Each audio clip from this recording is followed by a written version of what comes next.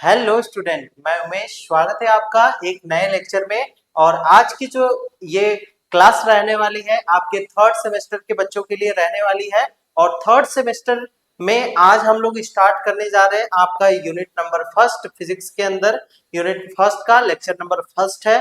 और आज के इस लेक्चर में हम लोग जानेंगे एकदम बेसिक से कि इलेक्ट्रिक चार्ज होता क्या है, इलेक्ट्रिक चार्ज क्या होता है और कूलॉम्स लॉ उससे रिलेटेड कूलॉम्स लॉ क्या होते हैं और कूलॉम्स लॉ के लिमिटेशन क्या क्या है। ठीक है, और साथ ही साथ इनसे क्वेश्चन कैसे आपके एग्जामिनेशन में बन सकते हैं ये भी मैं आपको लास्ट में बताने वाला हूँ। ठीक है, तो वीडियो को अच्छे से पूरा देखिएगा और जहां पे चीजें आपको नहीं समझ में आए वो आप जरूर कमेंट बॉक्स में आप पूछ सकते हैं। तो चलिए हम आज के लेक्चर को स्टार्ट करते हैं। तो बीएससी थर्ड सेमेस्टर फिजिक्स के अंदर unit first lecture number first, जहां पे हम लोग जानेंगे electric charge, Coulomb's law and it's limitation.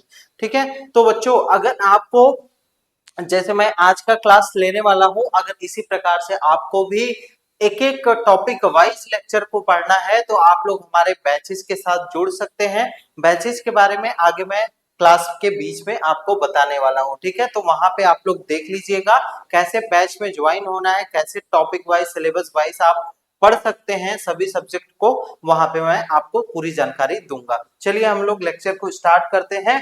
तो आज का टॉपिक है, पहला टॉपिक है इलेक्ट्रिक चार्ज। तो इलेक्ट्रिक चार्ज को जानने से पहले हम लोग थोड़ा सा बेसिक चीजों को स्टार्ट करेंगे। जैसे आपका यूनिट फर्स्ट है, यूनिट फर्स्ट है ये आपका, क्योंकि आप लोग जानते हैं कि फिजिक्स आपका दो पार्ट में डिवाइड है। एक पार्ट आपका पार्ट ए है, पार्ट बी है। पार्ट ए में आपको क्या पढ़ना है, इलेक्ट्रोमैग्नेटिक थ्योरी पढ़नी है। और पार्ट बी का नाम जो है वो आपके जो इंटरफेरेंस है, डायफ्रैक्शन है और पोलराइजेशन है और लेजर्स के बारे में पढ़ना है। ठीक है, तो यहाँ पे हमारा जो यूनिट फर्स्ट का नाम है वो क्या है, यूनिट फर्स्ट का नाम जो है वो है इलेक्ट्रोस्टैटिक्स। क्या नाम है, इलेक्ट्रोस्टैटिक्स। तो इलेक्ट्रोस्टैटिक्स इस यूनिट का नाम है। तो पहले इस शब्द का तो मतलब समझ ले कि इस इलेक्ट्रोस्टैटिक्स शब्द का क्या मीनिंग होता है। ठीक है, तो इसको पहले समझने के लिए हम लोग ये देखेंगे कि इलेक्ट्रोस्टैटिक्स जो है ये दो शब्द से मिलकर बना है। किससे किससे, एक आपका यहाँ पे दो वर्ड से मिलकर बना हुआ है, एक इलेक्ट्रो, इलेक्ट्रो और plus statics. Electro plus statics दो वर्ड से मिलकर बना हुआ है। अब यहाँ पे जो इलेक्ट्रो हो गया तो यहाँ पे आपका इलेक्ट्रिक चार्ज, इलेक्ट्रिक चार्ज हो जाएगा इसका मतलब। और यहाँ पे स्टैटिक्स का मतलब क्या होता है, रुका हुआ, रुका हुआ। इसको हिंदी में क्या बोलते हैं, रुका हुआ। तो यहाँ पे इलेक्ट्रो और स्टैटिक्स दो वर्ड से मिलकर ये बना हुआ है। और इसका मतलब होता है कि फिजिक्स का ऐसा ब्रांच जहां पे चार्जेस आपके रेस्ट पे रहते हैं उसकी स्टडी करते हैं, तो हम लोग क्या कहते हैं, इसको इलेक्ट्रोस्टैटिक्स करते हैं। ठीक है, तो यहाँ पे the study of charges at rest करते हैं हम लोग, the study of charges, charges at rest. ठीक है, रेस्ट पे जब चार्जेस हैं तो उस समय क्या क्या फिनोमिना उसके साथ हो रही हैं उनके बारे में हम लोग स्टडी करते हैं। तो इलेक्ट्रोस्टैटिक्स का मतलब समझ में आ गया। तो पहले चैप्टर का नाम जो है उसका मतलब आपको समझ में आ गया होगा। चलिए अब हम लोग जानते हैं कि आपका इलेक्ट्रोस्टैटिक्स के बारे में पता चल गया। अब हम लोग इलेक्ट्रिक चार्ज के बारे में समझते हैं।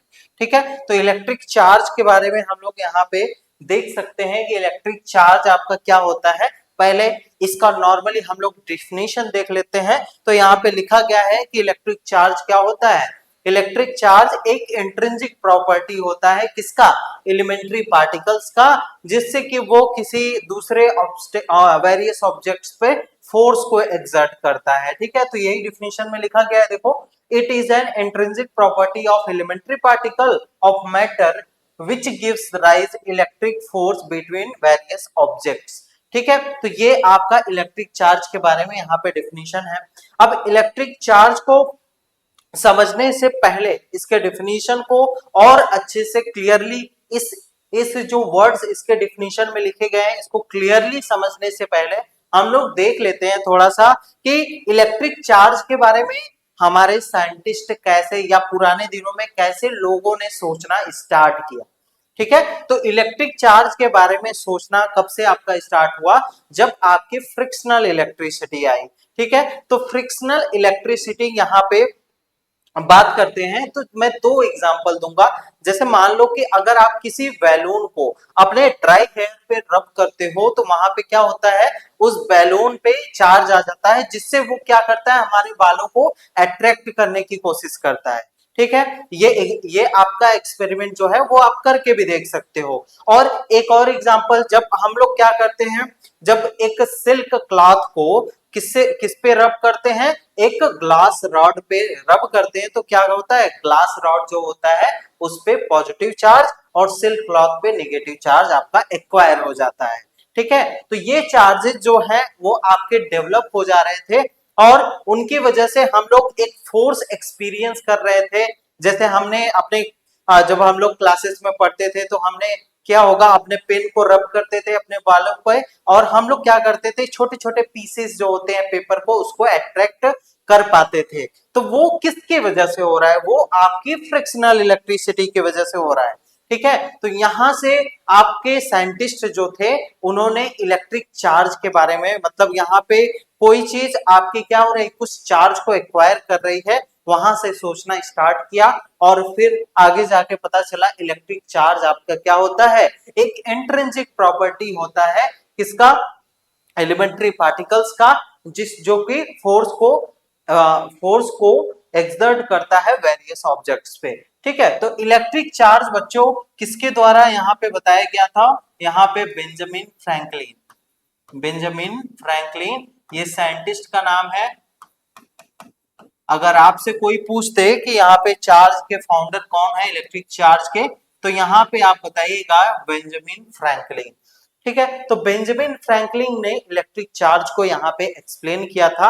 अब इसको एक एग्जांपल, इस पूरे डेफिनेशन को देखो बच्चों, एक एग्जांपल से समझेंगे ना। तो यहाँ पे मान लेते हैं कि ये हमारा ये डिजिटल बोर्ड का पेन है। ठीक है, तो इस डिजिटल बोर्ड के पेन को देख के आप क्या क्या बता सकते हैं, इसको देख के आप क्या क्या बता सकते हैं, पहला तो ये इसका जो कलर है वो ब्लैक है, ये बता सकते हैं। तो यहां पे मैं लिख लेता हूं, यहाँ पे डिजिटल बोर्ड का pen, digital board pen, digital board का पेन है।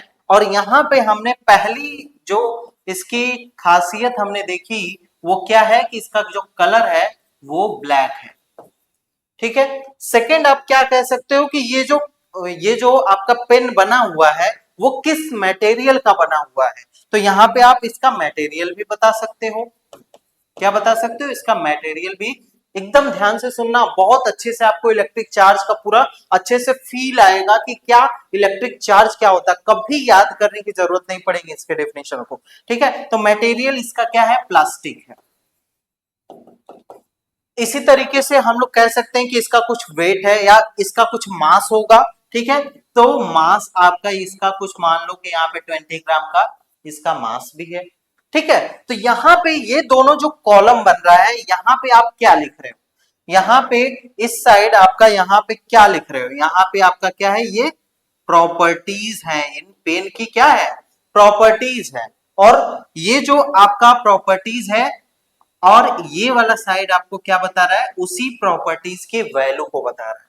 ठीक है, तो ये दो कॉलम आपको इस तरीके से यहाँ पे एक्सप्लेन कर रहे हैं दो चीजों के बारे में कि इस पेन की प्रॉपर्टीज क्या है और उस प्रॉपर्टीज की वैल्यू क्या है।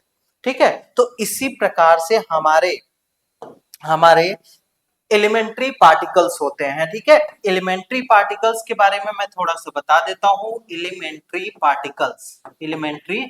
पार्टिकल्स,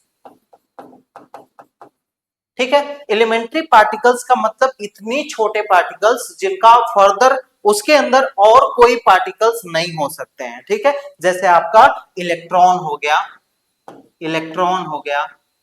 प्रोटॉन हो गया और न्यूट्रॉन हो गया, ये सारे आपके क्या हैं, एलिमेंट्री पार्टिकल्स हैं। क्वार्क हो गया, ये सारे अभी आप एमएससी लेवल पे जाएंगे तो क्वार्क्स के बारे में पढ़ेंगे। ठीक है, तो ये सारे आपके क्या हैं, एलिमेंट्री पार्टिकल है, इनको फर्दर डिवाइड नहीं किया जा सकता। ठीक है, तो एलिमेंट्री पार्टिकल में मैं अगर इलेक्ट्रॉन को लेता हूं, इलेक्ट्रॉन को लेता हूं, तो इलेक्ट्रॉन को यहां पे हम लोग देख के क्या क्या उसके बारे में बता सकते हैं, तो उसकी प्रॉपर्टीज हम कौन कौन सी बता सकते हैं। देखिए प्रॉपर्टीज हम कौन कौन सी बता सकते हैं, तो प्रॉपर्टीज में है पहला, इसका मास होता है कुछ ना कुछ, इलेक्ट्रॉन का मास तो होता है, इलेक्ट्रॉन का मास कितना होता है 9.1 इंटू 10⁻³ केजी होता है। अब इसी तरीके से मास हो गया। अब इस इलेक्ट्रॉन पे हमको पता है कि चार्ज भी होता है, इस इलेक्ट्रॉन पे क्या होता है, चार्ज भी होता है। चार्ज कितना होता है 1.6 minus 1.6 into 10⁻³ KG, 1.6 into 10⁻⁻19 coulomb. ठीक है, तो यहाँ पे ये चार्ज भी होता है इसके पास। तो ये आपकी इलेक्ट्रॉन की यहाँ पे क्या है, मास और चार्ज, इलेक्ट्रिक चार्ज, मास, ये सारी क्या है, प्रॉपर्टीज है। क्या है, ये प्रॉपर्टीज है। तो यही आपको बताया गया है डेफिनेशन में कि ये जो आपका इलेक्ट्रॉन के ऊपर, अब आप लोग यहाँ पे चलिए, हाँ, ये जो आपका एलिमेंट्री पार्टिकल है, डिफिनेशन में यही बताया गया है कि जो एलिमेंट्री पार्टिकल्स होते हैं उनमें आपका जो आता है इलेक्ट्रॉन, प्रोटॉन, न्यूट्रॉन जो आता है, उसी में इलेक्ट्रॉन, प्रोटॉन, इनके इनके ऊपर क्या होता है, चार्जेज होते हैं। तो चार्ज क्या है, इस इलेक्ट्रॉन की क्या है, इस इलेक्ट्रॉन की प्रॉपर्टीज के अंडर आता है। ठीक है, तो इधर आपकी प्रॉपर्टीज है, इधर इस प्रॉपर्टी की वैल्यू है, जैसे मैंने डिजिटल बोर्ड के पेन में लिया था। ठीक है, तो उसी प्रकार से यहाँ पे आप समझ सकते हैं कि जो चार्ज, इलेक्ट्रिक चार्ज होता है, वो किसी एलिमेंट्री पार्टिकल, हमारे फंडामेंटल पार्टिकल जो बहुत छोटे होते हैं, जिनको फर्दर डिवाइड नहीं किया जा सकता, उनके क्या होते हैं, प्रॉपर्टीज होते हैं। जिसकी अगर ये प्रॉपर्टी इनके ऊपर अगर आ जाती है, जैसे हम लोग जानते हैं कि इलेक्ट्रॉन, प्रोटॉन, इलेक्ट्रॉन के ऊपर नेगेटिव चार्ज होता है और प्रोटॉन के ऊपर पॉजिटिव चार्ज होता है। तो हमको पता है कि अगर पॉजिटिव नेगेटिव दोनों एक साथ रहेंगे तो ये आपस में क्या फील करेंगे, फोर्स ऑफ अट्रैक्शन। ये इसको यहाँ पे, ये पॉजिटिव चार्ज इस नेगेटिव चार्ज को अपनी तरफ, ये नेगेटिव चार्ज इस पॉजिटिव चार्ज को अपनी तरफ, मतलब यहाँ पे हम लोग क्या फील करेंगे, यहाँ पे फोर्स ऑफ अट्रैक्शन फील करेंगे। फोर्स ऑफ अट्रैक्शन, ये दोनों क्या फील करेंगे, फोर्स ऑफ अट्रैक्शन को फील करेंगे। यही डेफिनेशन में आपको बताया जा रहा है। ठीक है, तो ये आपका यहाँ पे इलेक्ट्रिक चार्ज का, आई होप कि इलेक्ट्रिक चार्जेस के बारे में आपको हमेशा आप याद रहेगा कि इलेक्ट्रिक चार्ज आपका होता क्या है। ठीक है, तो बेसिकली हमारे पास दो चार्जेस होते हैं, एक पॉजिटिव चार्ज होता है, एक निगेटिव चार्ज होता है। ठीक है, एक क्या होता है, पॉजिटिव चार्ज होता है, एक निगेटिव चार्ज होता है। और यहाँ पे ये ध्यान दीजिएगा कि जो ई होता है, ई आपका क्या होता है, स्मॉलेस्ट फंडामेंटल चार्ज होता है। क्या होता है, smallest smallest fundamental charge, smallest fundamental charge, fundamental charge होता है। ठीक है, अब इस स्मॉलेस्ट फंडामेंटल चार्ज की वैल्यू कितनी होती है, 1.6 इंटू 10⁻⁹ कूलम। ये चीज आपको याद होनी चाहिए।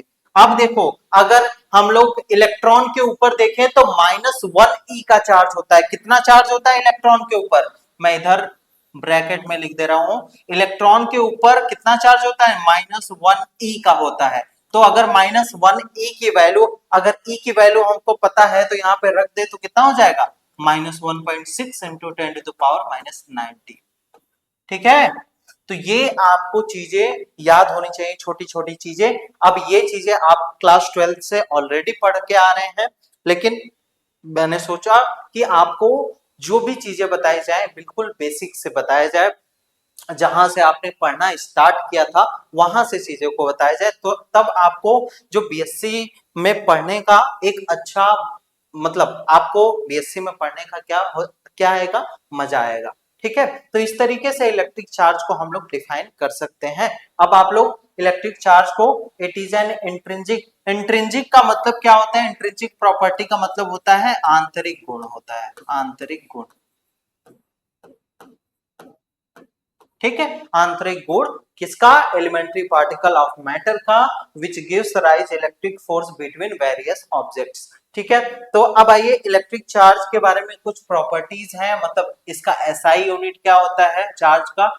एसआई यूनिट जो होता है चार्ज का वो क्या होता है? कूलॉम होता है। कूलॉम होता है, इसको सी से भी हम लोग दिखाते हैं। ठीक है, अभी हम लोग कूलॉम फोर्स भी पढ़ने वाले, कूलॉम्स लॉ पढ़ने वाले हैं। और जो इलेक्ट्रिक चार्ज होता है ये आपका स्केलर क्वांटिटी होता है। क्या होता है? इलेक्ट्रिक चार्ज जो होता है ये आपका स्केलर क्वांटिटी होता है। ये आपका वेक्टर, इसको रिप्रेजेंट करने के लिए केवल मैग्नीट्यूड की आवश्यकता पड़ती है। ठीक है, अगर हमको पता है कि चार्जेस के टाइप्स कितने होते हैं, types of charge, types of electric charge, electric charge. ठीक है, इलेक्ट्रिक चार्ज एक पॉजिटिव होता है, एक आपका सेकेंड पॉजिटिव और नेगेटिव, दो चार्जेस होते हैं। ठीक है, और यहाँ पे ये आपका इलेक्ट्रिक चार्ज हो गया, ये आपका स्केलर क्वांटिटी है। अगर आपके दो लाइक चार्जेस हैं, अगर दो लाइक चार्जेस हैं तो वो आपस में क्या फील करते हैं? एट लाइक चार्जेस हमेशा आपस में रिपल्सन को फील करेंगे, अनलाइक चार्जेस आपस में क्या फील करेंगे? अनलाइक चार्जेस अट्रैक्शन को फील करेंगे। ठीक है, तो एक एग्जांपल जैसे मैं बताऊं कि अगर आप ग्लास रॉड को लो, ठीक है, अब एक ग्लास रॉड पे सिल्क से आपने क्या कर दिया? रब कर दिया, तो उसके ऊपर क्या आ जाएगा? पॉजिटिव चार्ज आएगा। ठीक है, एक सेम टाइप का रब्ड सिल्क क्लॉथ से रब्ड एक अनदर ग्लास रॉड को अगर उस जो हमने, मान लो कि यहाँ पे मैं फिगर बना के दिखा देता हूं, जैसे ये आपका कोई आपका ग्लास रॉड है, ये आपका कोई ग्लास का रॉड है, और इस पे हमने जब सिल्क क्लॉथ से रब कर दिया तो इसके ऊपर क्या आ जाएगा? पॉजिटिव चार्ज आ जाएगा। ठीक है, अब इसको हमने क्या कर दिया? सब्सटेंड कर दिया, मतलब यहाँ पे रिजिड से यहाँ पे लटका दिया इसको। अब देखो यहाँ पे अगर हम लोग क्या करेंगे, एक अनदर रॉड लेके जाएंगे इसके पास में, एक अनदर रॉड जो कि सिल्क क्लॉथ से रब किया गया हो, अगर इसके पास लेके जाएंगे तो यहाँ पे पॉजिटिव, यहाँ पे पॉजिटिव, इनके बीच में क्या लगेगा? फोर्स ऑफ, इस बीच में फोर्स ऑफ रिपल्सन फील करेंगे, मतलब ये रॉड थोड़ा दूर जाने की कोशिश करेगा, फोर्स ऑफ रिपल्सन। ठीक है, तो इस तरीके से यहाँ पे इलेक्ट्रिक चार्ज और इस चैप्टर की आपकी शुरुआत होती है, और जहां पे हम लोग थोड़े से फ्रिक्शनल इलेक्ट्रिसिटी के बारे में जानते हैं और इलेक्ट्रिक चार्ज के बारे में जानते हैं। चलिए अब आगे चलते हैं। यहाँ पे हमारे इंपॉर्टेंट पॉइंट्स में देखिए सारे पॉइंट्स लिखे गए हैं। चार्ज एक स्केलर क्वांटिटी होता है, charge is always linked with mass, charge आपका मास से लिंक्ड होता है। थर्ड है like charges repel each other, unlike charges attract each other, ये भी मैंने आपको बता दिया। फोर्थ है charge transfer from one body to another body, ये मतलब चार्ज आपके जो होते हैं एक बॉडी से दूसरे बॉडी पे ट्रांसफर होते हैं, मतलब चार्ज जो होते हैं वो मूवेबल होते हैं, वो मूव करते हैं। ठीक है, लेकिन हमको जो इस चैप्टर में पढ़ना है कि चार्ज आपके रुके हुए हैं, चार्ज जब तक रुके हुए रहेंगे तभी हम लोग यहाँ पे सारे कॉन्सेप्ट लगा पाएंगे, कूलॉम्स लॉ को लगा पाएंगे। ठीक है, तो इस तरीके से हम लोग कूलॉम्स लॉ को यहाँ पे देखेंगे। ठीक है, चलिए आगे बढ़ते हैं। अब चार्ज, जो इलेक्ट्रिक चार्ज है, इसके कुछ इंपॉर्टेंट प्रॉपर्टीज होती हैं। ठीक है, तो हम लोग लाइन बाय लाइन एक एक प्रॉपर्टीज को देखते हैं। तो पहला है आपका यहाँ पे additive nature of electric charge. अब देखो यहाँ पे additive nature of electric charge आपका क्या होता है, मतलब अगर कोई आइसोलेटेड सिस्टम मान लेते हैं, एक हम लोग आइसोलेटेड सिस्टम, अभी मैं एग्जांपल लेके यहाँ पे समझा देता हूं। ठीक है, जैसे मान लो कि ये कोई कोई आपका सिस्टम है। ठीक है, अगर हम लोग मान लो कि यहाँ पे Q1 चार्ज रख देते हैं, इधर Q2 चार्ज ले लेते हैं, इधर -Q3 चार्ज ले लेते हैं, इधर -Q4 चार्ज ले लेते हैं, इधर Q5 और इधर Q6, इधर Q8 Q7 ले लेते हैं, Q7 इधर Q8 ले लेते हैं। ठीक है, तो इस तरीके से अगर हमने एक सिस्टम ले लिया और सिस्टम में अलग अलग पॉइंट पे अलग अलग चार्जेस प्लेस्ड हैं, और यहाँ पे तो इस सिस्टम में जो टोटल चार्ज होगा, इस सिस्टम में जो टोटल चार्ज होगा, टोटल चार्ज जो होगा, पहली प्रॉपर्टी हमको चार्ज की यही बताती है कि अगर हम लोग किसी सिस्टम में टोटल चार्ज को बताना चाहते हैं तो उस सिस्टम के इनसाइड जितने चार्जेस हैं उनका हम लोग क्या कर दें, एल्जेब्रिक सम कर दें। एल्जेब्रिक सम का मतलब क्या होता है, अगर वो पॉजिटिव चार्ज है तो पॉजिटिव रखिए, अगर वो निगेटिव चार्ज है तो निगेटिव रख के ऐड कर दीजिए, तो यहाँ पे क्या मिल जाएगा हमको, उस सिस्टम का टोटल चार्ज मिल जाएगा। तो क्या कहा गया, उस सिस्टम के इनसाइड जितने चार्जेस हैं, तो यहाँ पे ये देखेंगे Q8 और Q7 आपके क्या है, इस सिस्टम से बाहर है, तो यहाँ पे इस टोटल चार्ज में इसको हम लोग नहीं कंसीडर करेंगे। तो हम किस किस चार्जेस को ऐड करेंगे, Q1 प्लस में है तो प्लस में लिया, Q2 प्लस में है तो Q2 को प्लस में किया, Q3 माइनस में है तो माइनस में लिया, Q4 माइनस में है तो माइनस में लिया, Q5 आपका प्लस में है, Q6 आपका प्लस में है। तो ये आपका इस आइसोलेटेड सिस्टम का क्या बताएगा, टोटल चार्ज को बता देगा। ठीक है, तो इस प्रकार से आप यहाँ पे टोटल चार्ज को निकाल सकते हैं, ये पहले प्रॉपर्टी आपसे कहती है।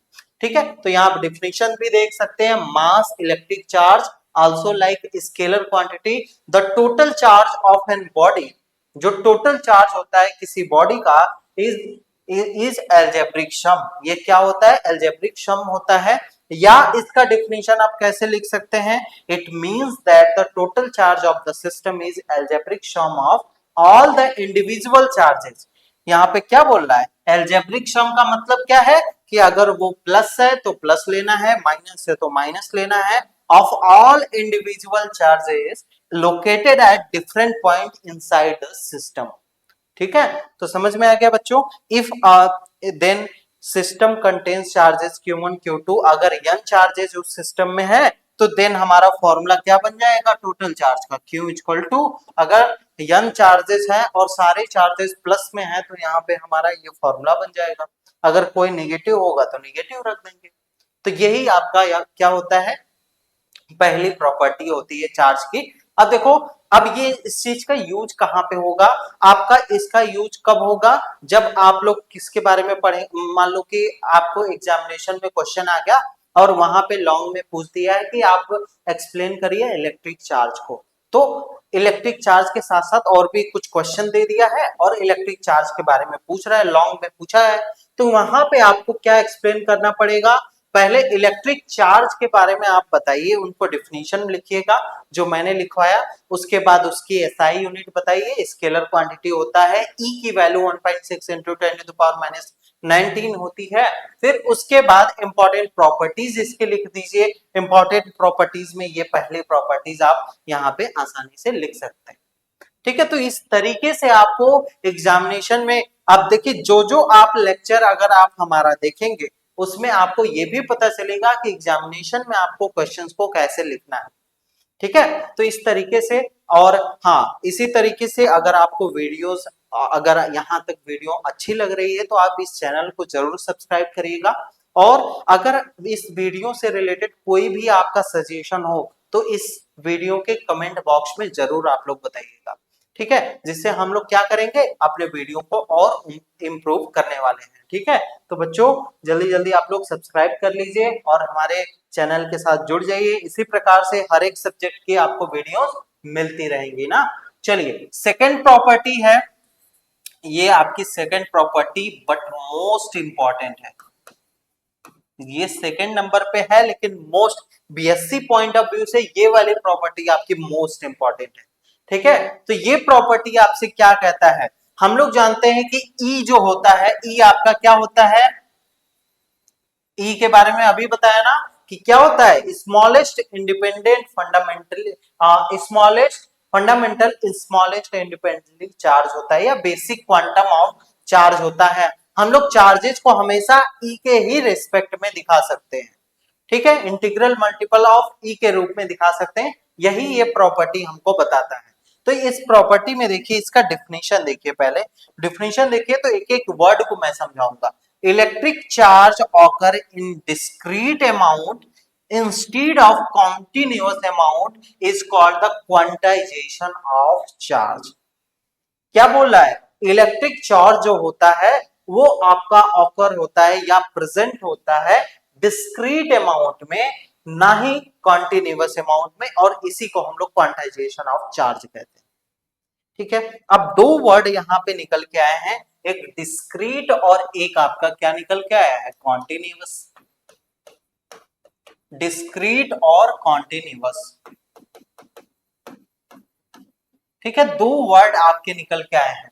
अब देखो डिस्क्रीट का मतलब क्या होता है, जैसे जो आप सीढ़ियां देखते हैं अपने घरों में, तो उसमें क्या होता है, हम लोग फर्स्ट स्टेप के बाद सेकंड स्टेप जाते हैं। मतलब उसमें सीढ़ी कैसे बनती है, पहला स्टेप होता है, फिर दूसरा स्टेप होता है, तीसरा स्टेप होता है। ऐसा तो नहीं होता है कि आपका एक स्टेप के बाद बीच में खाली, उसके बाद पांचवा स्टेप बना है, ऐसा तो नहीं होता है। हमारे पास क्या होता है, एक स्टेप है, फिर सेकंड स्टेप है, थर्ड स्टेप है, फोर्थ स्टेप है, इसी प्रकार से बनता है। तो डिस्क्रीट का मतलब क्या होता है, अलग अलग। डिस्क्रीट मतलब अलग अलग, तो मतलब यहाँ पे जो डिस्क्रीट वर्ड का मतलब है अलग अलग, मतलब स्टेप बाय, जो ऐसी चीजें जो कि स्टेप बाय स्टेप प्रेजेंट हो।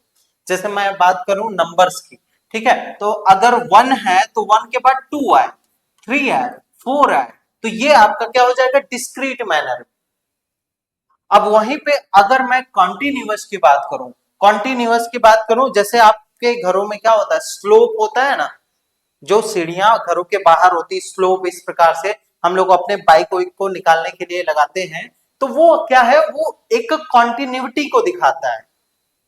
या हम लोग पार्क में जाते हैं तो हम लोग देखते हैं कि वहां पे पार्क में कई सारे आपके गेम्स लगे होते हैं जिसमें सरकने वाला लगा रहता है, तो वहां पे हम लोग देख सकते हैं कि जो आपका वहां पे हम लोग कॉन्टिन्यूअस फ्लो करते हैं। अगर हम लोग उस पे बैठते हैं तो वहां से कॉन्टिन्यूअस नीचे की तरफ आते हैं। ठीक है, तो यहाँ पे कॉन्टिन्यूअस का मतलब यही है कि अगर 1 है तो 1 के बाद क्या आएगा, 1.1 आएगा, 1.2 आएगा, 1.3 आएगा, तो ये आपका क्या हो गया, एक कॉन्टिन्यूअस मैनर हो गया।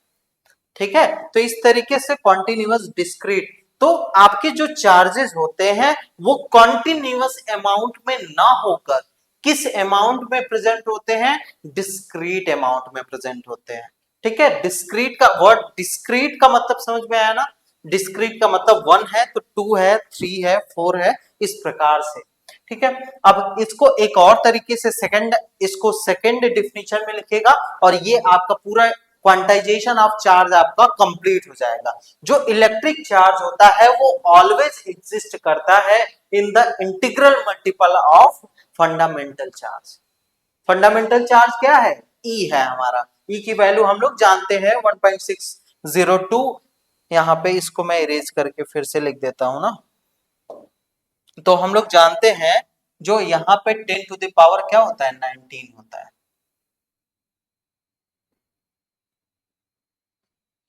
ठीक है, यहाँ पे 10 टू द पावर -19 कूलम होता है, ई की वैल्यू हम लोग यहाँ पे जानते हैं।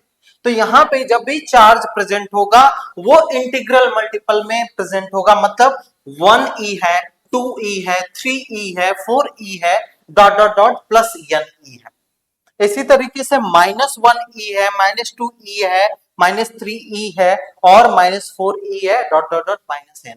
इस फॉर्म में प्लस या माइनस दोनों में भी हो सकता है। तो यहाँ पे फॉर्मूला जो होता है क्वांटाइजेशन ऑफ चार्ज का, कि जो चार्ज होता है वो इंटीग्रल मल्टीपल, ये देख रहे हो इंटीग्रल मल्टीपल है यहाँ पे किसके साथ, फंडामेंटल ऑफ चार्ज।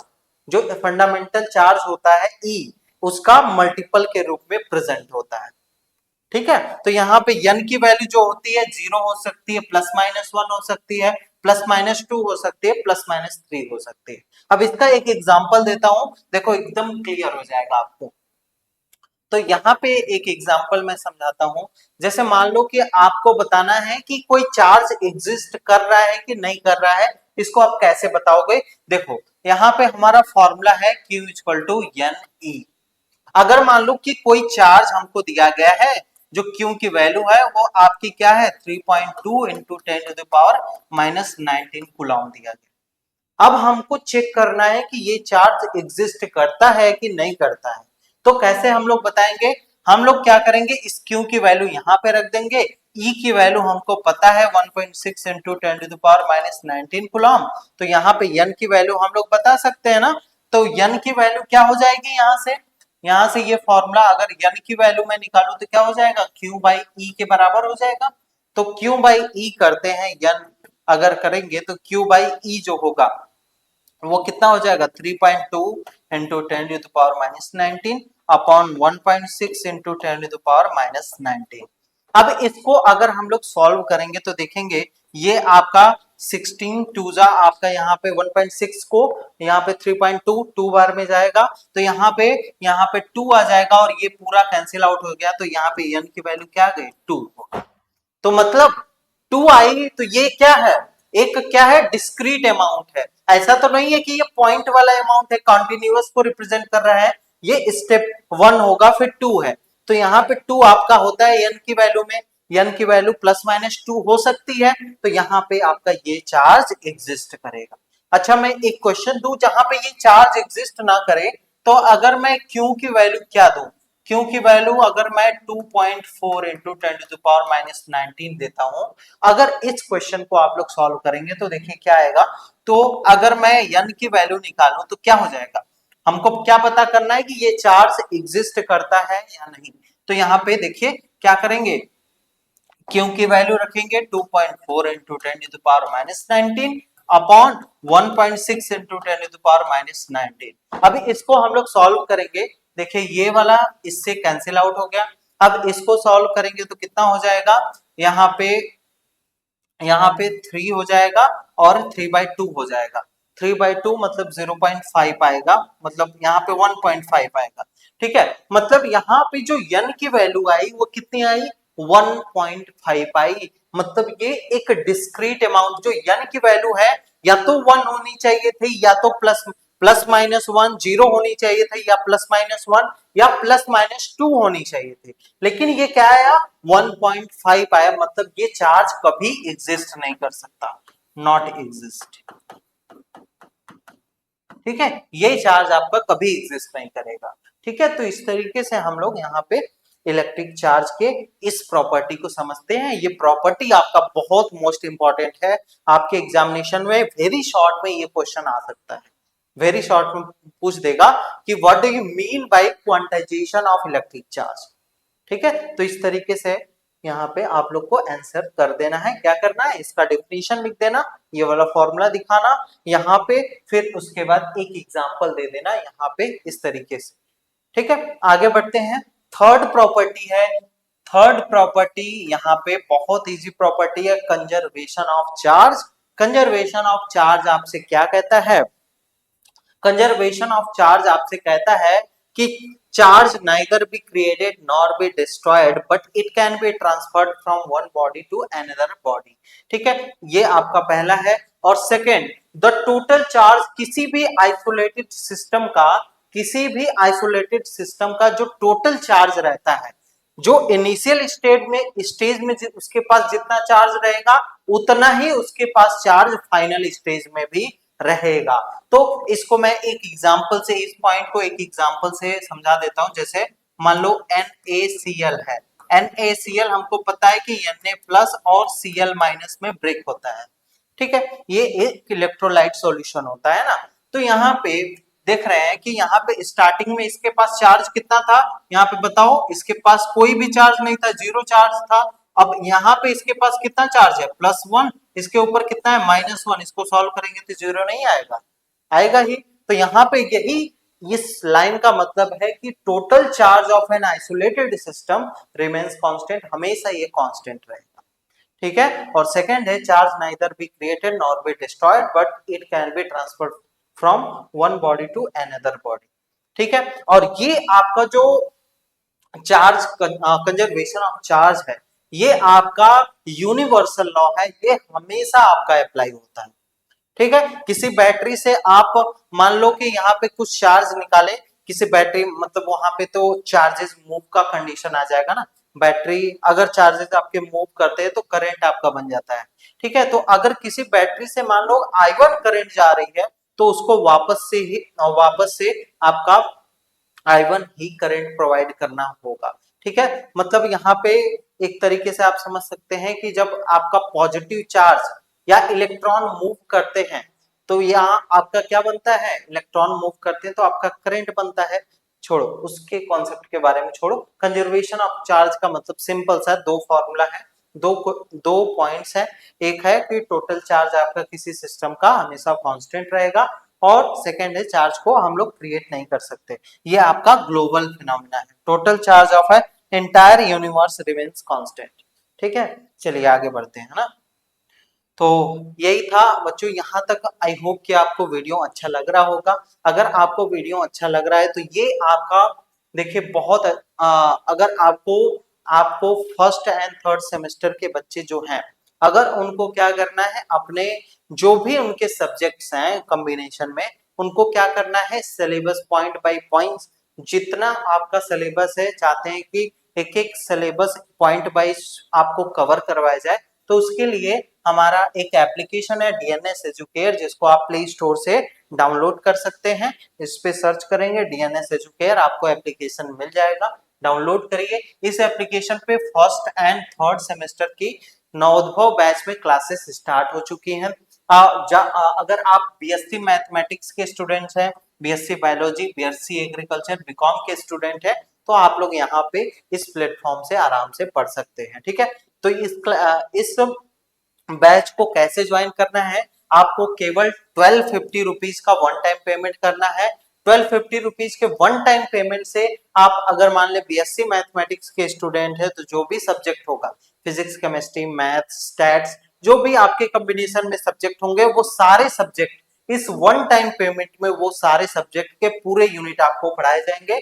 और यहाँ पे वन टाइम पेमेंट, और इस समय अगर आप क्लासेस को ज्वाइन करते हैं तो इसमें 20% का डिस्काउंट है, और आप लोग यहाँ पे 20% इस 1250 रुपीज में आपको 20% का और भी डिस्काउंट मिलेगा। अब इस तो आपको क्लासेस में क्या क्या मिलने वाली है, आपको जैसे मैंने आज का क्लास पढ़ा रहा हूं, जैसे मैं उसी प्रकार से ऑनलाइन इंटरेक्टिव क्लासेस मिलेंगी, लाइव डाउट क्लास मिलेगा, क्लास में जो भी मैं नोट्स बना रहा हूं, अभी जो मैं लिख रहा हूं, वो पूरा आपको पीडीएफ मिलेगा। एक यूनिट आपका एंड होता है, तुरंत उस यूनिट से रिलेटेड जितने इंपॉर्टेंट क्वेश्चन आपके एग्जामिनेशन में आए हुए हैं उनको प्रैक्टिस करवाया जाता है। जैसे एक यूनिट फर्स्ट का हम लोग क्या करते हैं, बेसिकली एक पेपर बनाते हैं और उस पेपर को हम लोग सॉल्व करवाते हैं। ठीक है, तो जल्दी जल्दी इस बैच में जुड़ जाइए। इस बैच को हम लोग 3 मंथ में कंप्लीट कर देंगे, और कोर्स की वैलिडिटी आपके एग्जामिनेशन तक रहेगी, जब तक आपका एग्जाम नहीं हो जाता। कोई भी और डाउट है तो इस नंबर पे कॉल करके आप बात कर सकते हैं, और आपको पूरी जानकारी आराम से मिल जाएगी। ठीक है, तो जल्दी जल्दी बैचेस में ज्वाइन हो जाइए।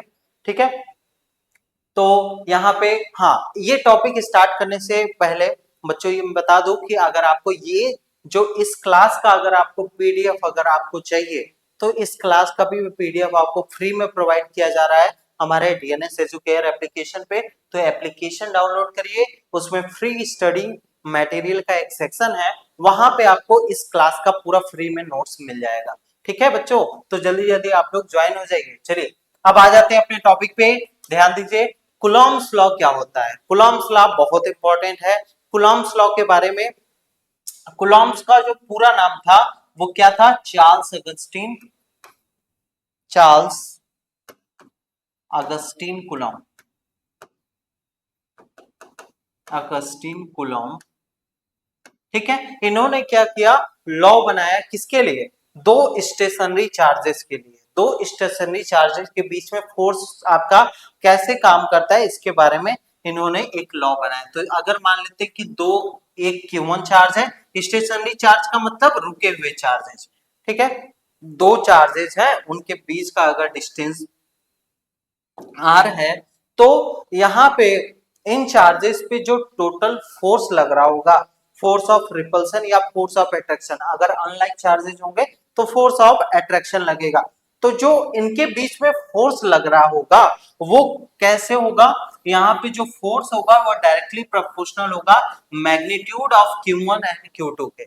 Magnitude of Q1 and Q2 मतलब अगर ये Q2 माइनस में होता तब भी हम लोग यहाँ पे प्लस में लेते हैं। ठीक है, magnitude of Q1, product of magnitude of Q1 and Q2 या बोथ चार्जेस। ठीक है। और F आपका इनवर्सली प्रोपोर्शनल होता है 1/r², मतलब जो इन दोनों चार्जेस के बीच का डिस्टेंस है। तो यहाँ पे अगर इन्हीं दो लॉ को मिक्स करते हैं तो यहाँ पे F, इसको हम लोग इस प्रकार से लिख सकते हैं, क्या लिख सकते हैं, Q1 Q2/r²।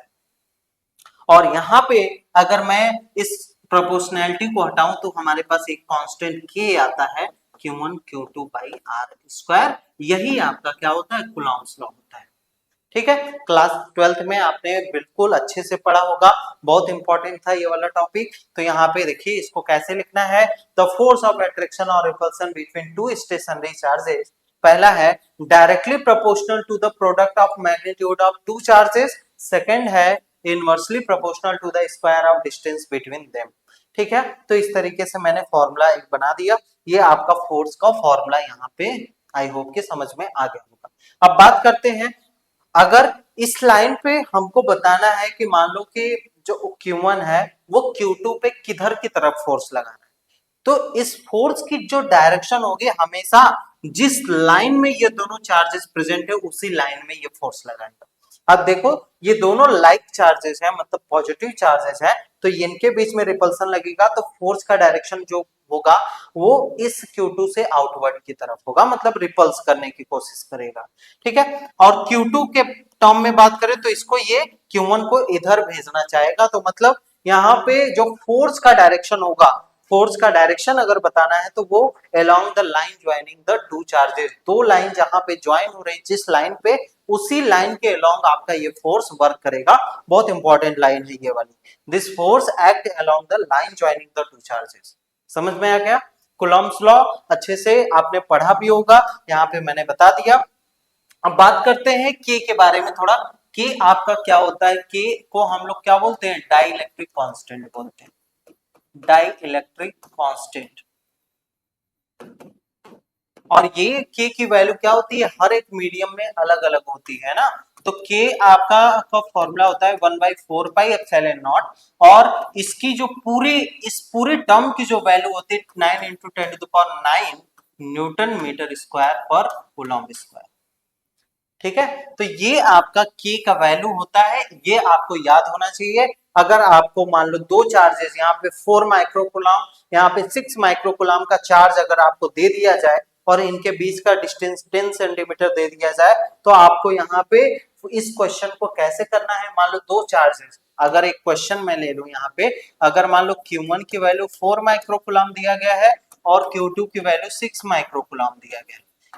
अब यहाँ पे चार्जेस माइक्रोकूलम में क्यों होते हैं, अभी मैं इसका भी आंसर दूंगा। ठीक है, चार्जेस क्योंकि एक कूलम जो होता है वो बहुत बड़ी क्वांटिटी होती है, एक कूलम जो होता है वो बहुत बड़ी क्वांटिटी होती है, तभी इसीलिए आपके जो चार्जेस होते हैं वो हमेशा माइक्रो कूलम में रहते हैं। ठीक है, तो यहाँ पे अगर बात करें और इनके बीच का डिस्टेंस जो है वो आपका 10 सेंटीमीटर है, तो इसको सॉल्व कर सकते हैं ना, कैसे, आप फोर्स अगर इनके बीच में बताना हो तो क्या करेंगे, के यहाँ पे लिखेंगे और यहाँ पे Q1 Q2/r², ये आपका फॉर्मूला होता है।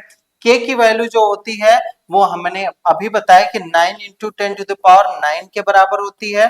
Q1 की वैल्यू यहाँ पे 4 माइक्रोकूलम को कूलम में चेंज करेंगे तो 4 × 10⁻⁻6 हो जाएगा, और यहाँ पे इंटू 6 × 10⁻⁶, और अपॉन r का स्क्वायर, मतलब यहाँ पे 10 × 10⁻⁻2 का स्क्वायर, क्योंकि यहाँ पे ये सेंटीमीटर में है तो मीटर में चेंज करेंगे तो 10 × 10⁻⁻2 कर देंगे। ठीक है, तो इस तरीके से ये पूरा अगर इक्वेशन सॉल्व कर ले तो हमारा फोर्स निकल के आ जाएगा। ठीक है, तो इस तरीके से हम लोग इसको सॉल्व कर सकते हैं, इसके क्वेश्चंस को, अगर आपके एग्जाम में आ जाते हैं। ठीक है, चलिए आगे बढ़ते हैं। अब देखिए हम लोग जो आपका ये वाला Coulomb's law in vector form है, ये आपका बीएससी के लेवल का है। ये मैं किससे बताऊंगा, आपने जो कूलॉम्स लॉ पढ़ा होगा वेक्टर फॉर्म में वो एक लाइन पे पड़ा होगा, कुछ इस तरीके से रहा होगा, यहाँ पे दो चार्जेस थे Q1 Q2, यहाँ से आपने डिस्टेंस r12 लिया होगा, यहाँ पे F21 फोर्स आपने निकाला होगा, इस तरीके से था।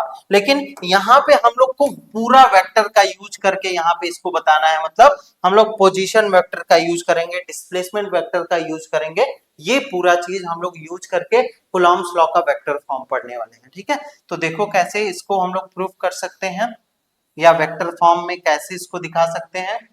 ये हमने क्या ले लिया, एक्स एक्सिस, ये वाई एक्सिस, ये आपका जेड एक्सिस, ये तीनों एक्सिस है। अब यहाँ पे क्या कर लेते हैं, एक चार्ज मान लेते हैं Q1 यहाँ पे है, एक चार्ज Q2 यहाँ पे है। तो हम लोग जानते हैं कि 3D स्पेस में किसी चार्ज के अगर आप पोजीशन को या किसी भी पॉइंट के पोजीशन को अगर हमको बताना है तो हम लोग किसका यूज करते हैं, पोजीशन वेक्टर का यूज करते हैं ना। तो इसके पोजीशन को पोजीशन वेक्टर के रिस्पेक्ट में दिखाने के लिए हम लोग को एक रेफरेंस पॉइंट मानना पड़ेगा। रेफरेंस पॉइंट ओरिजिन हो गया, ओरिजिन के रिस्पेक्ट में हम लोग क्या करेंगे, इसके पोजीशन को बताएंगे। तो इसको मान लिया कि ये r1 वेक्टर का यहां से यहां तक का पोजीशन वेक्टर है, और यहाँ पे इसको मान लेते हैं ये r2 वेक्टर इसका पोजीशन वेक्टर है। और हमको क्या निकालना है, हमको क्या निकालना है कि ये जो Q2 चार्ज है इस Q1 चार्ज पे कितना फोर्स लगा रहा है। ठीक है, या हम लोग Q1 चार्ज के कारण Q2 पे कितना फोर्स लग रहा है, Q1 चार्ज के कारण Q2 पे कितना फोर्स लग रहा है, इसको हम लोग निकालना चाह रहे हैं। मतलब यहां से यहां तक का डिस्प्लेसमेंट हमको चाहिए, तभी हम लोग क्या बता सकते हैं। ये अगर हमको डिस्टेंस पता चल जाए, और इस डिस्टेंस को मान लीजिए मैं क्या कह रहा हूं, r12 वेक्टर कह रहा हूं। ठीक है, तो यहाँ पे हम लोग क्या करें, Q1 के कारण Q2 पे जो फोर्स लगेगा वो किधर लगेगा, मैंने बताया कि फोर्स हमेशा जो दो चार्जेस के लाइन को ज्वाइन कर रहे हैं उसी के अलोंग लगेगा। तो इस चार्ज के कारण Q2 पे जो फोर्स लगेगा वो हमेशा इधर की तरफ लगेगा। इसलिए हम लोग डिस्प्लेसमेंट भी 1 से लेके 2 तक का डिस्प्लेसमेंट ले रहे हैं ना। तो फोर्स हमको किस पे निकालना है, force on Q2 due to Q1, due to Q1 के कारण Q2 पे फोर्स निकालना है। तो इसको हम लोग कैसे लिखते हैं, F21 से लिखते हैं, force on Q2 due to 1, इसको इस प्रकार से पढ़ते हैं ना। तो फॉर्मूला हमारा क्या हो गया, K Q1 Q2 बाई यहाँ पे क्या हो जाएगा, ये जो डिस्टेंस है इसको हमने क्या लिया, R12 वेक्टर का मॉड का स्क्वायर। ठीक है, और इनटू यहाँ पे क्या हो जाएगा, R12 का कैप हम लोग को लिखना पड़ेगा। अब R12 कैप हमको क्या बता रहा है, अगर आपने फर्स्ट सेमेस्टर में मुझसे आपने पढ़ा है वेक्टर अलजेब्रा, तो वहां पे मैंने बताया था कि ये जो होता है, जब भी कैप वाले टर्म आपको दिख जाए तो इसका मतलब ये है कि वो डायरेक्शन को रिप्रेजेंट कर रहा है। ये फोर्स को R12 क्या बता रहा है, उस फोर्स के डायरेक्शन को बता रहा है। ठीक है, तो अब पहले हमको R12 वेक्टर की वैल्यू अगर हमको किसी तरीके से पता चल जाए तो यहाँ पे हम लोग रख के इसको इसका यूनिट वेक्टर भी निकाल लेंगे और यहाँ पे रख के इसकी वैल्यू भी हो जाएगी। ठीक है, तो R12 वेक्टर की जो वैल्यू होती है इसको हम लोग कैसे निकाल सकते हैं, triangular law of vector addition से हम लोग निकाल सकते हैं। तो triangular law of vector addition आपसे क्या कहता है कि अगर दो वेक्टर एक ही डायरेक्शन में हो, तो अगर मैं यहाँ पे, ठीक है, ये आपका triangular law of vector addition क्या कहता है कि दो वेक्टर एक ही ऑर्डर में हो। यहाँ पे देख रहे हैं ना, ये वेक्टर यहाँ से टेल से शुरू हुआ फिर हेड तक पहुंचा, फिर टेल से शुरू हुआ हेड तक पहुंचा, मतलब ये दोनों वेक्टर आपके क्या है, एक डायरेक्शन में है, एक ऑर्डर में है, एक ऑर्डर में है। तो तीसरा जो वेक्टर होगा उसके रिजल्टेंट को दिखाएगा, इन दोनों का एडिशन जो होगा वो तीसरा वेक्टर दिखाएगा। मतलब यहाँ पे जो R2 वेक्टर होगा वो आपका क्या होगा, R1 vector plus R12 vector के एडिशन के बराबर होगा। यहाँ पे क्या यूज करना है, दो वेक्टर अगर एक ऑर्डर में हो तो तीसरा वेक्टर जो कि अपोजिट ऑर्डर में है वो इन दोनों के एडिशन को दिखाएगा। तो यही आपका triangular law of vector addition है। तो अगर मैं R12 की वैल्यू निकालूं तो यहां से आप बता सकते हैं ना, R2 vector minus R1 vector, ये बता सकते हैं। और यहाँ पे क्या है, r12 वेक्टर का मॉड है, तो यहाँ पे r12 वेक्टर का मॉड आप क्या निकालोगे, r2 vector minus r1 vector का मॉड ये हो जाए। अगर ये वैल्यू सारी यहाँ पे रख दे, अच्छा ठीक है, यहाँ पे r12 वेक्टर का मॉड तो हमको पता चल गया। अब r12 कैप की वैल्यू भी चाहिए, तो r12 कैप की वैल्यू कैसे निकालते हैं, हम लोग को फॉर्मूला पता है। किसी भी वेक्टर का अगर यूनिट वेक्टर निकालना है, ए कैप अगर आपको दे दे तो ए वेक्टर को लिखिए अपॉन उस वेक्टर का मॉड निकाल दीजिए, तो ये आपका क्या बताता है, यूनिट वेक्टर को बताता है, उसके डायरेक्शन को बताता है। ठीक है, तो r12 कैप का अगर यहाँ पे निकालेंगे तो पहले वेक्टर लिखेंगे, तो r2 vector minus r1 vector, sorry इसको एक स्टेप और कर देते हैं ना, r12 vector upon mod of r12 vector. ठीक है, दोनों वैल्यू हमको यहाँ से पता है, r12 की वैल्यू क्या है, r2 vector minus r1 vector upon r12 vector का मॉड क्या है, r2 vector minus r1 vector का मॉड। ठीक है, ये वैल्यू हमको, तो यहाँ पे ये वैल्यू हमको पता चल गई, ये तीनों सारी वैल्यू हम लोग यहाँ पे रख देते हैं, हमारा जो आपका Q2 पे जो फोर्स लग रहा है वो आपको निकल के आ जाएगा। तो F21 वेक्टर आपका कितना हो जाएगा, देखो यहाँ पे K Q1 Q2 upon R12, यहाँ पे था R12 का मॉड का स्क्वायर था, यहाँ पे मैंने लिखा था ना कि R12 का मॉड का स्क्वायर, तो इसी तरीके से क्या हो जाएगा, R12 की वैल्यू कितनी है, R2 vector minus R1 vector के मॉड का स्क्वायर इनटू R12 के कैप का वैल्यू क्या आया था, R2 vector minus R1 vector upon mod of R2 vector minus R1 vector. सारी वैल्यू चेक कर लीजिएगा पीछे से, यहाँ पे अब देखो, यहाँ पे ये मॉड है, ये मॉड, तो ये दोनों मिलके क्यूब हो जाएंगे, तो K Q1 Q2 और यहाँ पे क्या हो जाएगा, R2 vector minus R1 vector के मॉड का cube into R2 vector minus R1 vector. अगर इतनी वैल्यू अगर हम लोग निकाल लेंगे तो हम क्या बता सकते हैं, दूसरे चार्ज मतलब Q2 चार्ज पे कितना फोर्स लग रहा है, किस डायरेक्शन में लग रहा है, ये सारी वैल्यू इस फॉर्मूले से आपकी निकल जाएगी। ठीक है, समझ में आ गया ना। तो इस तरीके से हम लोग, अगर मैं वही पे बात करूं, F12 वेक्टर मतलब अगर दूसरा चार्ज पहले चार्ज पे कितना फोर्स लगा रहा है इसको बताना हो तो हम लोग क्या करेंगे, देखो अगर दूसरा चार्ज पहले चार्ज पे फोर्स लगाएगा तो किधर लगाएगा, इसी लाइन पे इस साइड लगाएगा, क्योंकि दोनों सेम चार्जेस हैं। तो यहां से यहां तक का डायरेक्शन हमको लेना पड़ेगा, तो इधर से इधर का डायरेक्शन मान लो R21 वेक्टर ले लेते हैं, R21 वेक्टर ले लेते हैं, तो यहां से R21 आपका इसका डिस्प्लेसमेंट हो गया, तो अगर यहाँ पे करेंगे तो K Q1 Q2 बाई यहाँ पे R21 वेक्टर का मॉड का स्क्वायर इनटू R21 वेक्टर का कैप, R21 का कैप हो जाएगा। ठीक है, तो इसको पूरा अगर हम लोग सॉल्व करेंगे, फिर से वही नियम लगाएंगे, तो यहाँ पे क्या आ जाएगा, R1 vector minus R2 vector का मॉड का क्यूब आएगा, और यहाँ पे R1 vector minus R2 vector का यहाँ पे मल्टीप्लाई हो जाएगा, और ये F12 वेक्टर आ जाएगा। ठीक है, तो यहाँ पे एक एक टर्म यहाँ पे क्या है, F12 आपका किसको बता रहा है, फोर्स ऑन वन, देखो फोर्स ऑन वन, ये वन आपका पहले है, तो force on charge Q1 sorry Q1 due to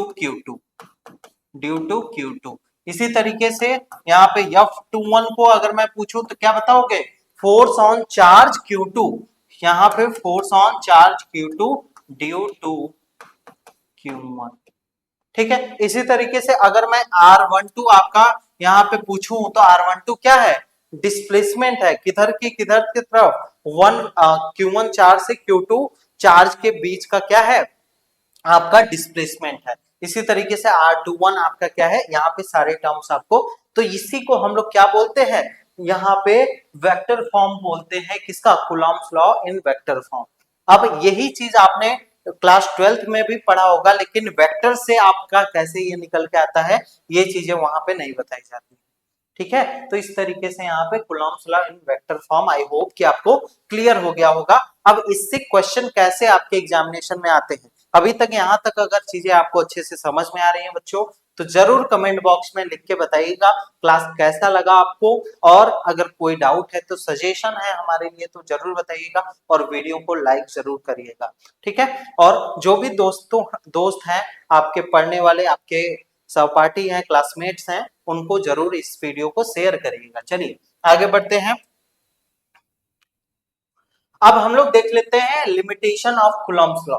Coulomb's law के 3 लिमिटेशंस हैं।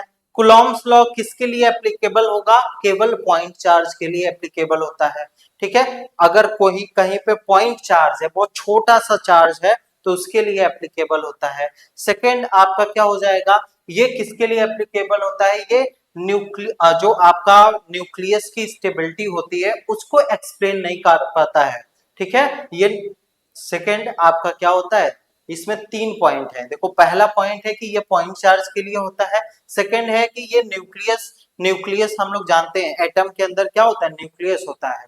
तो एटम जो होता है, न्यूक्लियस जो होता है, एक स्टेबल होता है। लेकिन ये कूलॉम्स लॉ उस चीज को नहीं एक्सप्लेन कर पाया। कैसे नहीं एक्सप्लेन कर पाया इसको मैं बताऊंगा।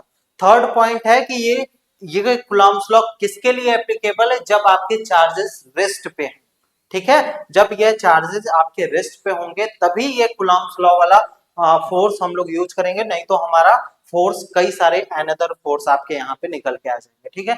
तो पहला लाइन तो समझ में आ गया कि कूलॉम्स लॉ केवल छोटे छोटे चार्जेस के लिए एप्लीकेबल है। सेकेंड, कूलॉम्स लॉ जो एप्लीकेबल है वो आपका चार्जेस एट रेस्ट के लिए है। When charge is in motion, तो वहां पे another other than electrostatic forces come into play and Coulomb's law cannot be used to measure the charges in motion, ठीक है। आगे बढ़ते हैं। थर्ड पॉइंट है, थर्ड पॉइंट यहाँ पे देखो, थर्ड पॉइंट है Coulomb's law fails to explain the stability of the nucleus, ठीक है। हम लोग जानते हैं कि कोई आपका एटम है, ये मान लो एटम है, इसके अंदर न्यूक्लियस होता है, इसके अंदर न्यूक्लियस के अंदर न्यूट्रॉन होते हैं और प्रोटॉन होते हैं, ठीक है। ठीक है, इस तरीके से न्यूट्रॉन प्रोटॉन होते हैं। तो कूलॉम्स लॉ क्या कहता है कि अगर प्रोटॉन प्रोटॉन है, लाइक चार्जेस हैं, तो उनके बीच में रिपल्सन होना चाहिए। तो अगर इन दोनों के बीच में रिपल्सन लग रहा है तो यहाँ पे इन दोनों चार्ज को, ये न्यूक्लियस को यहाँ पे ब्रेक हो जाना चाहिए, ये न्यूक्लियस आपका एग्जिस्ट ही नहीं करना चाहिए। तब वहां पे आपका कूलॉम्स लॉ क्या हो जाता है, फेल हो जाता है, क्योंकि यहाँ पे क्या होता है, न्यूक्लियस के अंदर एक न्यूक्लियर फोर्स भी होता है वहां पे, जो कि शॉर्ट रेंज फोर्स होता है, बहुत स्ट्रांग होता है। तो उस चीज का कॉन्सेप्ट यहाँ पे आता है, ठीक है। तो इस तरीके से यहाँ पे ये 2-3 चीजें एक कूलॉम्स लॉ एक्सप्लेन नहीं कर पाया, इसलिए यहाँ पे कूलॉम्स लॉ आपका यहाँ पे केवल ये आपके कंडीशंस अगर रहेंगे तभी आपका एप्लीकेबल होगा। चलिए अब हम लोग क्या करेंगे, क्वेश्चंस को करने वाले हैं। अब देखो एमसीक्यू क्वेश्चन कैसे पूछे जा सकते हैं, एमसीक्यू और रिटन दोनों क्वेश्चन मैं बताऊंगा, ठीक है। पहला है the principle of quantisation of charge means, quantisation of charge का मतलब क्या होता है। पहला दिया है charge can have any fractional value, charge के पास फ्रैक्शनल वैल्यू होती है। Charge is always a charge e multiple of elementary, ठीक है। ये दिया है charge can only be positive, charge आपका पॉजिटिव हो सकता है, तो ये गलत हो गया। Charge can have any fractional charge, ये भी गलत हो गया। Charge is conserved in all process, charge आपका कंजर्व्ड होता है ऑल प्रोसेस में, ये तो आपका यहाँ पे तीसरी प्रॉपर्टी होती है हमारी, तो ये भी गलत हो गया। तो क्वांटाइजेशन ऑफ चार्ज का मतलब होता है जो चार्ज होता है वो एग्जिस्ट करता है, एग्जिस्ट करता है ऑलवेज मल्टीपल ऑफ ई, ई के मल्टीपल में एग्जिस्ट करता है, ठीक है। तो ऑप्शन नंबर बी आपका करेक्ट होगा। चलिए आते हैं next MCQ, which of the following charges not possible on a body. यहाँ पे पूछ रहा है कि कौन से चार्जेस किसी बॉडी पे नॉट पॉसिबल है। तो यहाँ पे जिसकी n की वैल्यू क्या आ गई, फ्रैक्शन में आ गई, पॉइंट में आ गई, वो आपका एग्जिस्ट नहीं करेगा। तो देखो 4.8 आपका क्या होगा, देखो चेक करने का तरीका मैंने बताया था ना पीछे, ये आपका है n की वैल्यू क्या होती है, q बाई ई। तो q की वैल्यू यहाँ पे पहले चार्ज को रखो 4.8 इंटू 10⁻19 दिया गया है, e की वैल्यू 1.6 इंटू 10⁻19। तो यहाँ पे देखोगे इससे कैंसिल आउट हो गया, यहाँ पे 16 3 जा 48 होता है, तो यहाँ पे क्या हो जाएगा 3 आपका यहाँ पे आंसर आ गया। अगर n की वैल्यू 1 2 3 के फॉर्म में होती है तो मतलब ये चार्ज एग्जिस्ट कर सकता है। तो यहाँ पे इस क्वेश्चन में पूछा है कि कौन सा एग्जिस्ट नहीं करेगा, तो ये एग्जिस्ट करेगा। अब देखो यहाँ पे 3.2 है तो 16 टू जा 32 होता है, तो यहाँ पे 2 आएगा, -2 इसका आंसर आएगा। प्लस -2 दोनों में हो सकता है, तो यहाँ पे ये भी एग्जिस्ट करेगा। अब देखो यहाँ पे यहाँ पे 1.6 है तो इसकी वैल्यू 1 आएगी, तो ये भी एग्जिस्ट कर सकता है। यहाँ पे देखो 2.4 दिया गया है, 2.4 वाला एग्जांपल अभी पीछे कराया था, तो यहाँ पे ये वाला सी ऑप्शन आपका यहाँ पे इस क्वेश्चन के लिए करेक्ट होगा। ठीक है, यहाँ पे कौन सा ये पॉसिबल, ये आपके ये चार्ज जो है वो कभी भी पॉसिबल नहीं हो सकता किसी बॉडी पे। ठीक है, आगे बढ़ते हैं। अब देखो थर्ड है, if two positive charges Q1 Q2 at position 3 to 1 1 4 2 respectively find the force on charge Q1 due to Q2। अब देखो यहाँ पे आपको क्वेश्चन पूछा है coulomb's law in vector form से, तो क्या बोला है, किसी आपका चार्ज का पोजीशन कहाँ है, एक्स वाई जेड एक्सिस बना लो पहले। एक चार्ज Q1 है, एक चार्ज Q2 है, इसका जो कोऑर्डिनेट है इसका क्या दिया गया है, 3 2 1 दिया गया है, इसका कोऑर्डिनेट क्या है, 1 4 2 दिया गया है। ठीक है, दोनों का कोऑर्डिनेट दिया गया है, तो इनका जो पोजीशन आपको पता है, तो यहाँ पे ओरिजिन के रिस्पेक्ट में यहाँ से एक वेक्टर ड्रॉ करेंगे R1 वेक्टर, यहाँ से एक पॉइंट R2 वेक्टर, और इन दोनों के क्या निकालना है हमको, force on Q1 due to Q2। Q1 पे फोर्स लगाना है तो Q2 आपका किधर फोर्स लगाएगा, इधर, तो यहाँ पे इन दोनों के बीच का यहाँ पे charge on Q1 due to Q2, यहाँ पे Q2 की वजह से कौन सा डिस्प्लेसमेंट लेंगे, यहाँ पे हम लोग क्या लेंगे, R21 डिस्प्लेसमेंट लेंगे। ठीक है, क्योंकि फोर्स आपका कहाँ है, इस डायरेक्शन में, तो 2 से लेके 1 तक आ रहे हैं, इसलिए R21। तो यहाँ पे F12 क्या पूछा है, फोर्स ऑन 1 ड्यू टू 2, तो यहाँ पे इस फॉर्म में F12 का फॉर्मूला लगा देंगे, तो F12 का formula direct Q1 Q2 by क्या होता है, R2 माइनस यहाँ पे क्या हो जाएगा, R1 वेक्टर।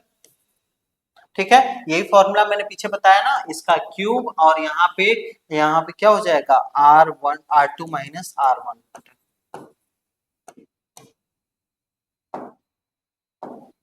ठीक है, तो यहाँ पे यही होता है ना फॉर्मूला आपका R21। R21 को हम लोग क्या लिखते हैं, R21 अगर हमको बताना रहे, यहाँ पे क्या हो जाएगा, R21 आपका क्या हो जाएगा, R21 आपका R1 सॉरी, यहाँ पे अभी फॉर्मूला लिखा था ना, R1 माइनस R2 रहेगा, R1 माइनस R2 रहेगा यहाँ पे। ठीक है, इसको मैं इरेज करके, रुको पहले यहाँ पे इरेज करता हूँ। देखो कौन सा फॉर्मूला लगाना है, फोर्स ऑन, यहाँ पे क्या दिया गया है, क्या दिया है, find force on charge Q1 due to Q2। क्या बताना है, force on charge Q1, force on 1 due to 2। तो यहाँ पे F12 का फॉर्मूला क्या होता है, यहाँ पे मैंने बताया है, F12 का फॉर्मूला देखो यहाँ पे क्या लगाएंगे, यहाँ पे F12 के Q1 Q2 R1 minus R2 का whole cube dot R1 minus R2। ठीक है, तो इस तरीके से यहाँ पे फॉर्मूला लगा देंगे, तो देखो यहाँ पे क्या हो जाएगा, के Q1 Q2 by R1 minus R2 vector का मॉड का क्यूब, और यहाँ पे R1 माइनस R2 वेक्टर का यहाँ पे ब्रैकेट। ठीक है, तो इस चीज को कैसे कैलकुलेट करेंगे, तो हमको पता है कि अगर कोई पॉइंट दिया गया है, उस पॉइंट को पोजीशन वेक्टर के फॉर्म में लिखना है। जैसे अगर इसको R1 वेक्टर को मैं लिखूं तो क्या हो जाएगा, R1 वेक्टर का हमको क्या दिया गया है, कोऑर्डिनेट दिया गया है, तो जो कोऑर्डिनेट है 3 मतलब क्या है, एक्स एक्सिस पे, वाई एक्सिस पे, जेड एक्सिस पे, तो उसके मैग्नीट्यूड को लिखिए 3, और यहाँ पे एक्स एक्सिस पे हमारा कौन सा यूनिट वेक्टर होता है, आई कैप होता है, तो 3i कैप, और यहाँ पे 2j कैप प्लस आपका k कैप, ये आपका होता है R1 वेक्टर। यहाँ पे R2 वेक्टर जो होगा वो आपका क्या होगा, यहाँ पे i कैप, यहाँ पे 4j कैप, और यहाँ पे 2k कैप, ये आपका R1 और R2 वेक्टर आ गया। अब देखो यहाँ पे केवल माइनस करना है, तो यहाँ पे देखो पहले R1 और R2 में से R1 को माइनस कर लेते हैं ना, तो क्या आ जाएगा R1 vector minus R2 vector का माइनस अगर करेंगे, मॉड बाद में निकालते हैं ना, पहले ये वैल्यू निकाल देते हैं। तो यहाँ पे इसमें से इसको घटाना है, तो यहाँ पे लिख लो i cap plus 4j cap plus 4j cap plus आपका क्या है 2k cap, 2k cap minus 3i cap, 3i cap minus 2j cap minus 2j cap और यहाँ पे प्लस k कैप। यहाँ पे तीनों माइनस में हो जाएगा क्योंकि यहाँ पे माइनस कर रहे हैं ना, ये तीनों प्लस में है तो यहाँ पे तीनों माइनस में हो जाएंगे।